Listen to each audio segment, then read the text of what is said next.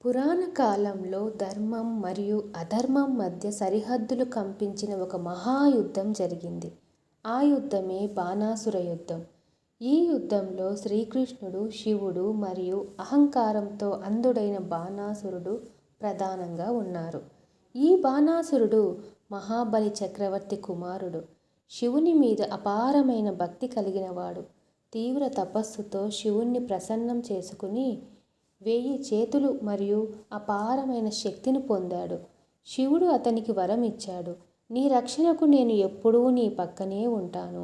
ఈ వరమే బాణాసురునిలో అహంకారాన్ని పెంచింది. తన శక్తికి సరైన శత్రువు లేడని భావించిన బాణాసురుడు తనతో యుద్ధం చేయడానికి ఎవరూ లేరని బాధపడుతూ శివునితో ఇలా అన్నాడు: ప్రభూ, నాతో యుద్ధం చేసే వీరుడు కావాలి. అప్పుడు శివుడు చిరునవ్వుతో, నీ అహంకారాన్ని తుడిచేవాడు తప్పకుండా వస్తాడు అన్నాడు. ఈ బాణాసురుడికి ఒక అందమైన కుమార్తె ఉంది. ఆమె పేరు ఉష. ఒక రాత్రి ఉషకు ఒక యువరాజు కలలో కనిపించాడు.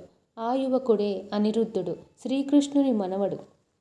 ఉష అతనిపై మోహితురాలైంది.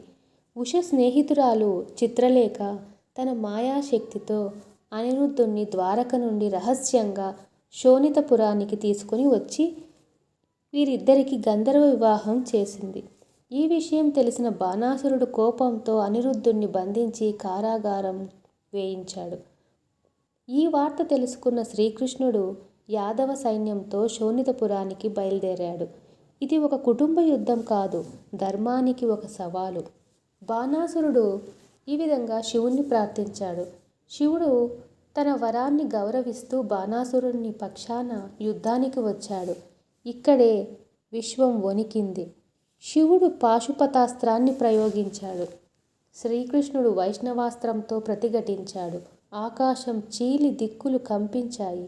దేవతలు భయంతో వీక్షిస్తున్నారు. కానీ ఇది ద్వేషంతో కూడిన యుద్ధం కాదు, ఇది దైవలీల. శ్రీకృష్ణుడు సుదర్శన చక్రాన్ని ప్రయోగించాడు. బాణాసురుణ్ణి 1000 చేతులు ఒక్కొక్కటిగా తెగిపడ్డాయి. 4 చేతులే మిగిలాయి. బాణాసురుడు నొప్పితో కాదు, తన అహంకారం కూలిన బాధతో ఏడుస్తూ శివుణ్ణి ప్రార్థించాడు. అప్పుడు శివుడు శ్రీకృష్ణునితో అన్నాడు: ప్రభూ, నా భక్తునిపై కరుణ చూపండి అని.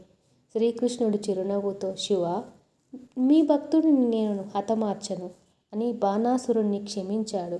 అతనిని శాశ్వత భక్తుడిగా ఆశీర్వదించాడు. అనిరుద్ధుడు, ఉష వివాహం ఘనంగా జరిగింది. శోణితపురంలో శాంతి నెలకొంది.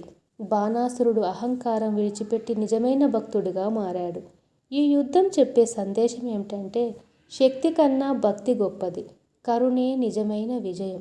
దేవతల యుద్ధాలు కూడా వినాశనానికి కాదు, ధర్మస్థాపనకే మూల గ్రంథం. ఈ గ్రంథం ప్రధానంగా భాగవత పురాణంలో వర్ణించబడింది.